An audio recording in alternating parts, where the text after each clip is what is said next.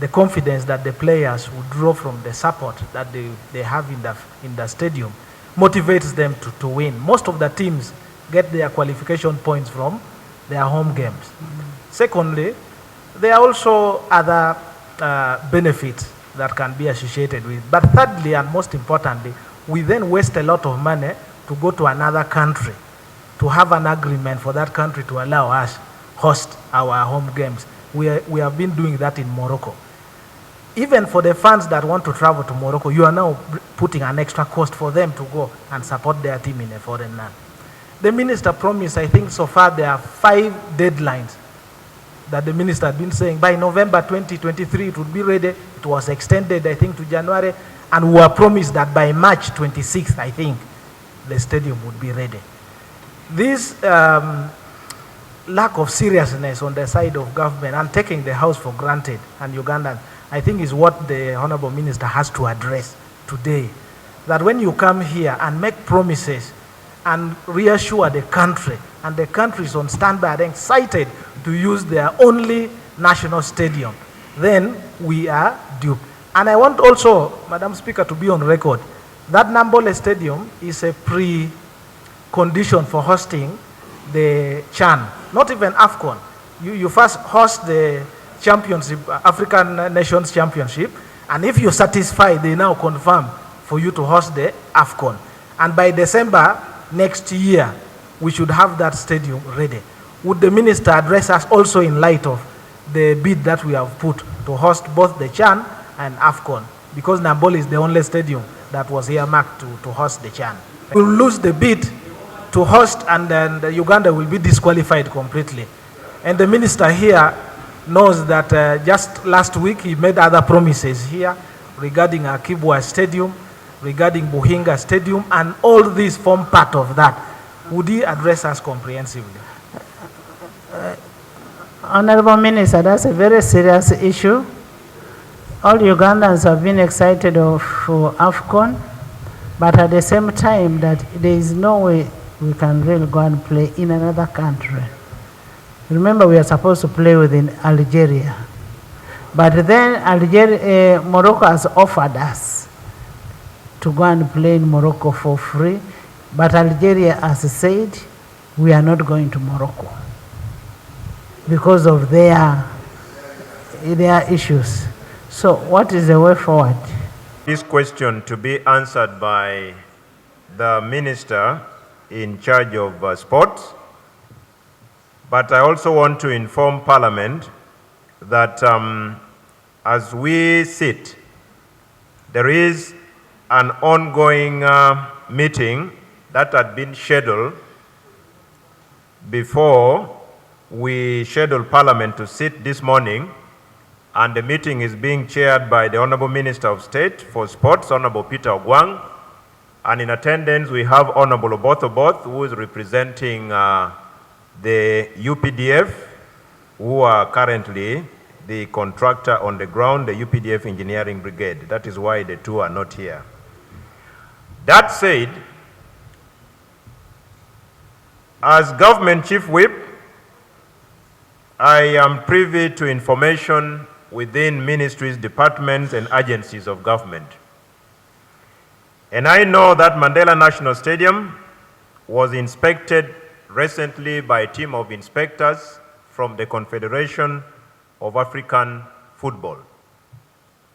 All in all, of the major areas that had earlier on been highlighted when this stadium was not approved about 2-3 years ago, we as a country have made substantive progress, and I wish honorable colleagues to invite you at your free time, maybe in consultation with the Minister of State for Sport, to pay a visit to Namboole and see the progress so far made.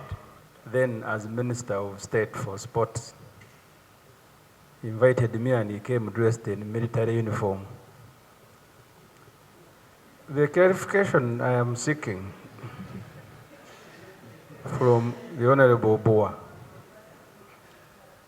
is whether now that the inspectors have said we are not ready, you are now replacing them with the MPs, because you are issuing an invitation to a matter that is specific, that the inspector said we are not ready. You are saying, no, you MPs, you come and visit. So the clarification I am seeking from you is whether if the MPs by their own eyes, naked eyes, say the stadium is okay, we can do away with the inspectors. That's the clarification I am seeking. To turn them into inspectors, but at least to see. Honorable colleagues, Mandela National Stadium is a 1970 model stadium, which was handed over to us when it was even incomplete. When you now enter Mandela National Stadium, for instance, we did not have seats. They have been installed. When you look at the pitch, if you have been there, you have seen what is there. So, Right Honorable Speaker, what I can undertake is to...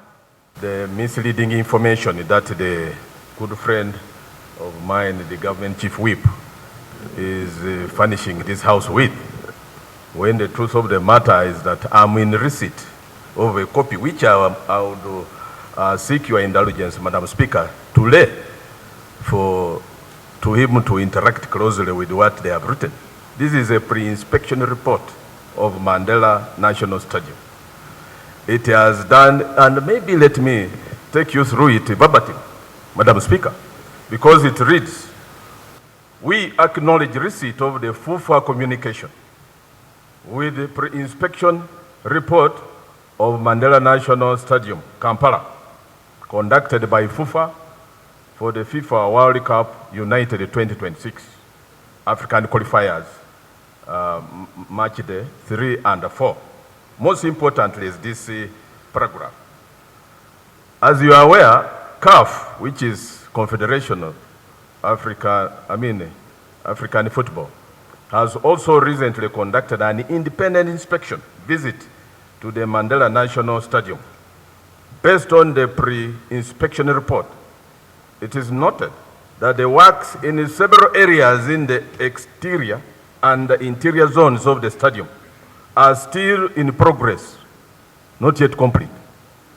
Accordingly to the CAF Stadium, and according to the CAF Stadium approval procedures, an approval is only given when the stadium is compliant with the requirements at the time of the inspection, which is not the case for the Mandela National Stadium. CAF is not therefore in a position to grant additional period for the completion of the works and subsequently conduct an inspection visit at all the match venues must be confirmed to FIFA today. Madam Speaker, the rest is equally relevant, but I wouldn't want to waste the time of this House. This is important. And I request that I lay this copy for the benefit. The source is authentic. You will see it from here. Honorable The signatory is head of professional football, Mohammed F. Sadat, and they are signed. By informing the committee that the country agreed in constructing Akibua Stadium and Hoima Stadium without including Buhinga Stadium, and yet at the inception, even Parliament pronounced itself. Even when we were discussing the BFP, we had proposed the amounts of 100 billion for each stadium, for Buhinga and for Akibua. So I was so shocked. Now they are bringing the ministerial policy statement.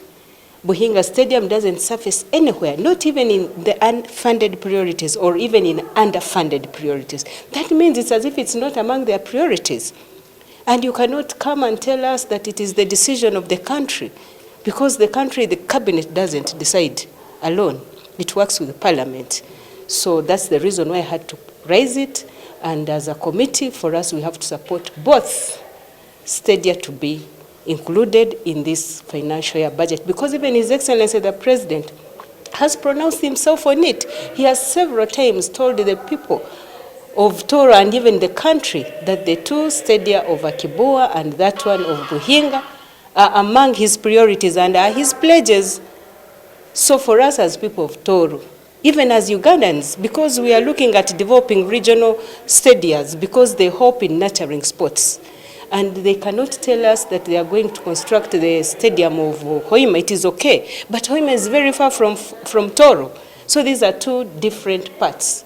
So we still insist that we need our stadium as people of Toro. And the good thing is His Excellency the President is coming on 1st of May to celebrate Labor Day with us.